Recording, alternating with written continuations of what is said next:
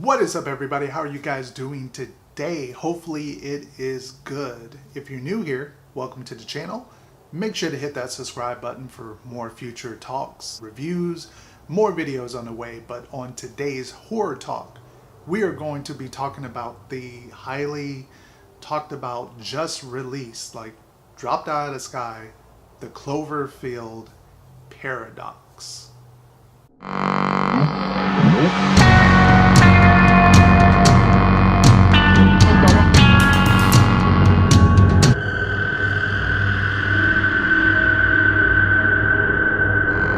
Cloverfield paradox. Orbiting a planet on the brink of war, scientists test a device to solve an energy crisis and end up face to face with a dark alternate reality.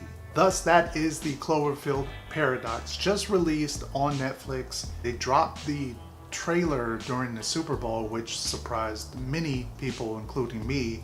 I wasn't really keeping up with if we were getting any more Cloverfield. I saw some rumblings about maybe we were going to get one down the road. From what I'm reading, the budget on this movie is anywhere from $26 to $46 million. Damn!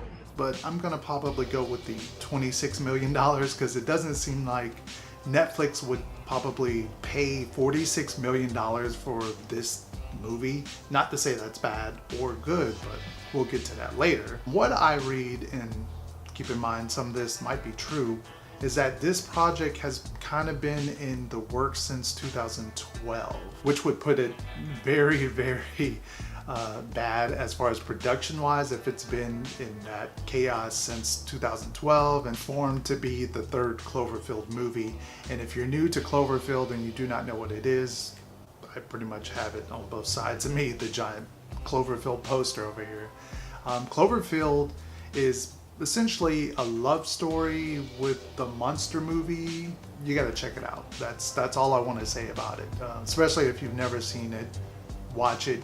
You'll probably enjoy it. Then we had 10 Cloverfield Lane, which was a sequel that came out in 2016, which was rather interesting because the first movie, Cloverfield, was such a high energy, big monster fest, big budget. And then 10 Cloverfield Lane came and it was not what people were really expecting, but it was a smart delivery. It was taking that universe that involved the Cloverfield monster and shrinking it down to this very bottleneck, tense roller coaster ride. I really enjoyed all the way up until the ending, and that was where it kind of fizzled out for me.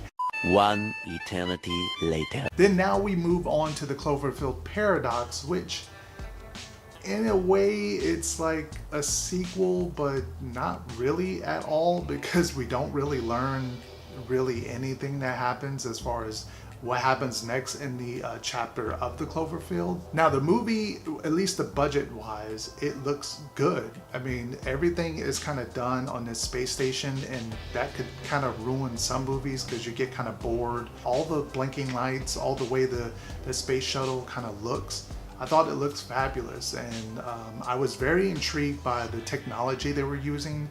It wasn't so overdone like we get in a lot of movies today where you might see like robots or androids and you're like, that's not believable. In this one, everything I pretty much saw was believable. And the story of Ava and Michael is kind of our main characters of who we are connecting with in this Cloverfield story. Very loving relationship, and they had a tragic death in their family. Their two kids passed away tragically, and they're still trying to cope with death and cope with their relationship of where it's at. But we see Ava is on the space station, and we see that she really misses her life, misses Michael. She misses her kids that passed away, and that dynamic between the two and being on space and Earth, it's told through a lot of different ways, through the video, through conferencing calls, through text messages, through a lot of reminiscing, but it's not too overdone, and I feel it kind of lifts those characters up a little bit more. And some of the space horror stuff that goes on in the movie, I'm not going to reveal too much, but it's pretty enjoyable. Made me think of like a xenomorph was going to pop around the corner. That's just how well this was shot. Since it's kind of going on at the same time of the Cloverfield 1 movie, it didn't feel like there was enough going on Earth. It felt like he was just driving around nonchalant, like everything's good. That part was a little wishy-washy. And there are some ties in here to the other Cloverfield movies, but I feel like as a whole, if you didn't see any of the other Cloverfield movies, could you watch this? Sure, it's not going to ruin or connect too much to the other Cloverfield movies. And considering that this is the 3rd installment, that leaves me at odd ends. We want to see what happens next, and these sort of side stories that they keep kind of sticking out. Not sure if it's just because they can't put out another Cloverfield movie, or this is a different route or cheaper route. And for the first probably hour or so of the movie, I was really invested. And then it kind of fizzles out sort of towards the end, at least in the last like 30 minutes or so. A lot of cliche things that we've seen in other movies kind of come predominantly featured in this movie. Just characters, you know, sacrificing their life.